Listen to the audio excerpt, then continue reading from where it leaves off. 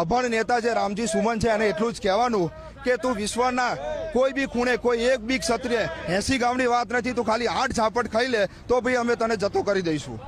અમારી સ્પષ્ટ એ માંગ રહી છે કે એ જે સાંસદ છે રામજી સુમન, જેને જે અભદ્ર ટિપ્પણી કરેલી છે,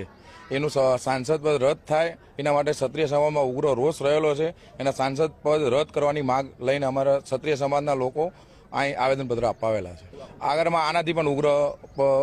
આંદોલન કરી શકશું। મુખ્ય માંગ તો એ છે કે જે એમણે રામજીલાલ જે છે સંસદ સભ્ય સપાના, એમણે હિન્દુ હૃદય સમ્રાટ મહારાણા સંગ્રામસિંહનું અપમાન કર્યું છે,